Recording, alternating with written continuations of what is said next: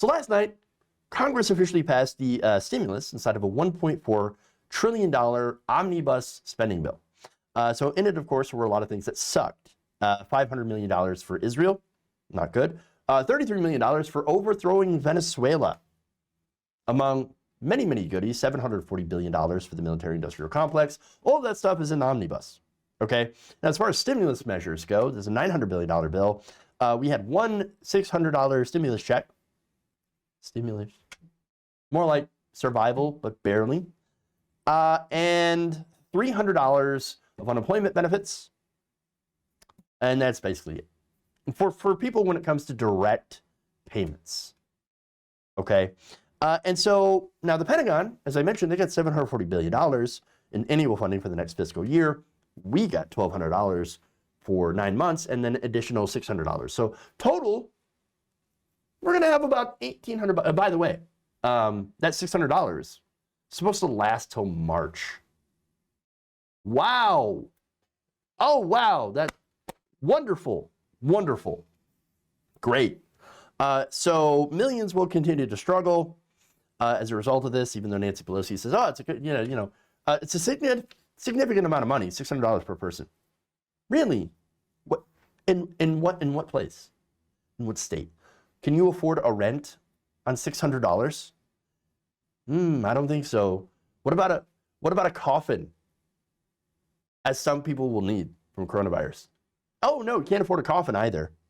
So it's not enough to live, and it's certainly not enough to die. So it's basically, for most people, worthless. And that's what it is. It's worthless. All right. That led, of course, to some fun hashtags. $600 is not enough.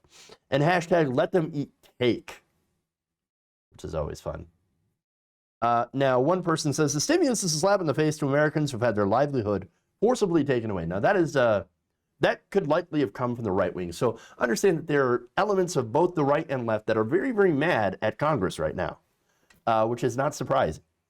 Okay. And I agree, like if you're going to shut down the economy to control the virus, which I generally agree with, then you should pay people. You should give people $2,000 a month in stimulus, retroactive to the start of the pandemic. That is the least that you can do. That is the least that you can do. Now, the Republican position, unfortunately, is open it up, kill grandma. I mean, that's one less person on Social Security, so we can go ahead and cut that anyway and give more tax cuts for the rich. If you survive, though, well, good for you. We're not going to pay your medical bills, though, if you end up getting COVID. And in addition, we want to prevent you from suing your employer from getting sick and missing all that time, because fuck you, that's why. Also, if you have a pre-existing condition from exposure to COVID, like, for example, if you get organ damage, lung damage, or, permanent neurological damage from, like, strokes or something that happened to you if you were a generally healthy person and ended up getting COVID and dealing with that, well, don't worry. We're going to make sure that your insurance companies do not have to help you. We are going to block healthcare. We are going to make sure that these companies can either raise their premiums on you or drop you completely from your insurance because fuck you. Oh, by the way, they also wanted no stimulus and, by the way, corporate liability. So if you get sick, again, you can't sue your employer. Now, Democrats, what they wanted was state and local aid, of course, $1,200. People who are progressive wanted a $2,000 a month UBI, very simply, and full $600 a week benefits. At the end of the day, though, we got $600. Win for Mitch McConnell, a loss for America. I have more responses to this. Plutocrat Pelosi is worth $120 million because she used our government for decades to enrich herself and her corporate donors. Just called the $600 checks significant. This is her let them eat cake moment. 100%. I agree with that.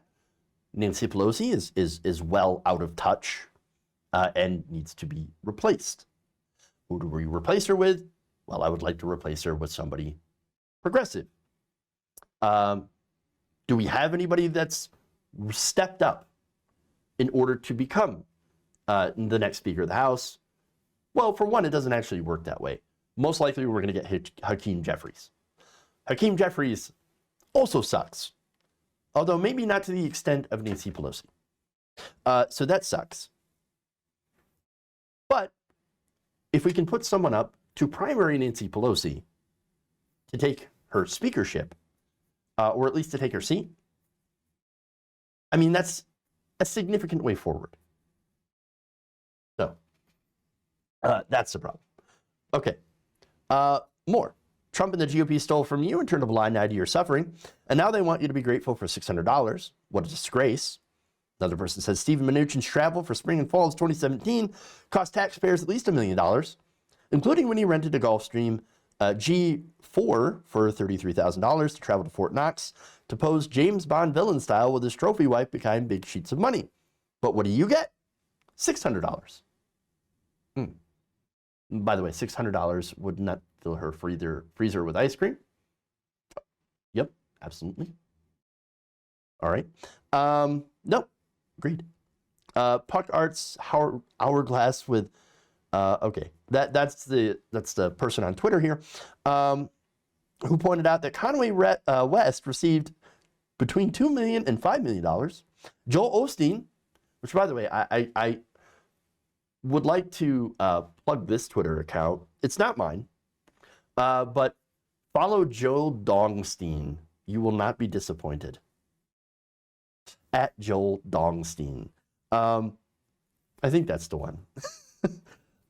This mega church got $4.4 million.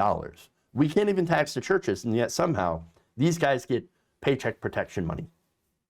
And Tom Brady got almost $1 million, $960,000.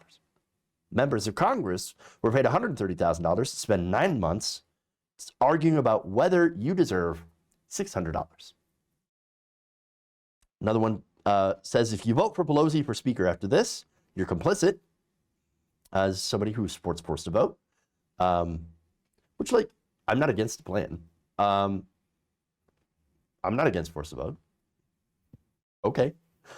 Anyway, you can tell there's a lot of anger here going around to Congress in general. Obviously, McConnell, to me, deserves most of the scorn because he holds most of the cards. You can't get anything through him. He is the literal, he calls himself the Grim Reaper. He understand that his Senate is a graveyard. But Pelosi is also at fault here. So Nancy Pelosi and the Democrats needed to be more aggressive in messaging. They needed to plant this failure right in the yard of the Republican Party. You only got $600. Why did you only get $600 when you were struggling? Mitch McConnell, I can't do a goddamn thing. I have to get a bill through Mitch McConnell. Mitch McConnell said no. Mitch McConnell doesn't want to help you a little bit. He doesn't care about you at all. I wanted $1,200 for you. Or, if I were Pelosi, I'd be saying $2,000 a month UBI. For God's sakes, Democrats, start from a strong position. Fuck, why didn't you say $3,000 a month? That's a good starting position. Let's do $3,000 a month and make it retroactive. Deal with that, McConnell. Oh, we couldn't do that. Why, Mitch McConnell? I guess you should put us into power, because if you put us into power, we will get you. We will get you $2,000 a month, but Pelosi can't do that because Pelosi is incredibly out of touch and doesn't know how to play politics. The only thing Nancy Pelosi knows how to do is to raise money for her donors. That is the problem with Nancy Pelosi. She does not work for you, she works for her donors. She needs to be replaced. She's not a master legislator, okay? She's 100% out of touch. She needed to play politics, though, and she failed. She failed. Again, there was not much she could do against the policy, right? And so, you get what you like. You get what you can through Mitch McConnell, and unfortunately, there's no way to get anything more through Mitch McConnell because it's Mitch McConnell. All right, but politically, you should lay this at McConnell's feet and use it to try to win the election in Georgia. Couldn't even do that. And at the end of the day, she handed Mitch McConnell a win. As well as I'm afraid that she might have actually handed the Republicans the race in Georgia. Because Nancy Pelosi is getting most of the flack for this, if not all of it, from both sides. And Mitch McConnell ends up looking like a winner. Because at the end of the day, he is. But she is bad at politics, and she's bad for a reason. Again, she is good at raising money from the donors. That is what she considers to be a leadership quality. That is why she is a speaker, and that is why she does not belong in speakership. Now, there is one more frustrating thing about this bill. While millions, of course, don't have health care, lawmakers did find funding to dramatically increase the budget for the exclusive government-run clinic that serves Congress. The Office of Attending Physician, which provides medical services to lawmakers, received a special boost of about $5 million. That doubles their budget. Okay? That budget is currently around $4.27 million. The OAP described it as some of the country's best and most efficient government-run healthcare. So this is your government healthcare. This is your NHS, but for Congress only. Okay? They employ several physicians and nurses to provide on-call treatment to legislators on Capitol Hill. The new funding is justified by services, this is according to the Intercept here, required for confronting the pandemic, though the office also provides lawmakers with the services of a chiropractor, on-site physical therapy, radiology, routine examinations, and a pharmacist. Why the hell are we not getting the same level of government-run care as our Congress people? What makes them more deserving than us, the people who literally pay for that through our tax system? I think we deserve the same level of care as our Congress people. Oh, but then what would make Congress people so special? Why then would you ever run for Congress? I don't know. Maybe there's this idea of serving the people. You know, the kind of thing that all of our congressmen, or most of our congressmen, to be fair, kind of forgot that they do. They kind of forgot who they really serve, who their boss really is. We are their boss. And we have to hold them accountable. We do. Now, there are ways to hold them accountable, ways that are effective, and there are ways that are ineffective of holding them accountable.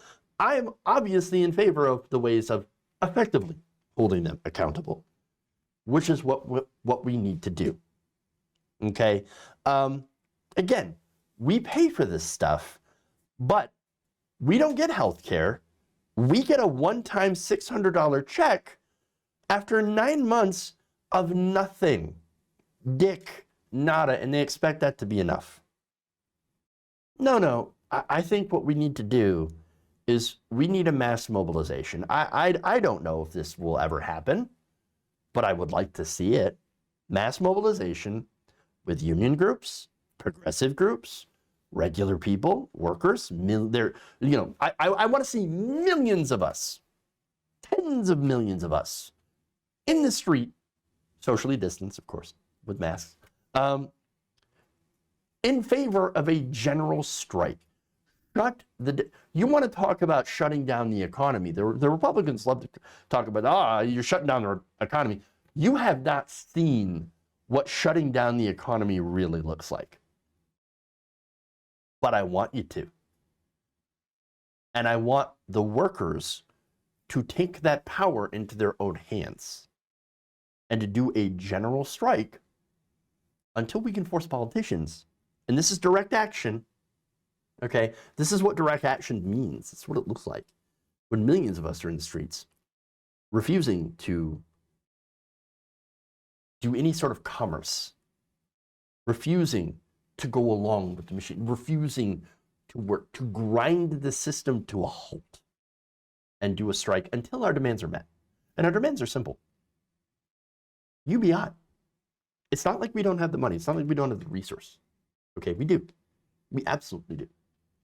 We have the only thing that's missing among the people is political will. The will to stand up, a mass majority of us, to stand up and say, okay, we've had enough. You are not representing us.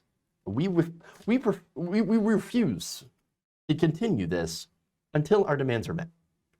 And again, that's healthcare, a UBI during this pandemic, and then when all that is taken care of, let us get back to business when this pandemic is over. That's what we need to do.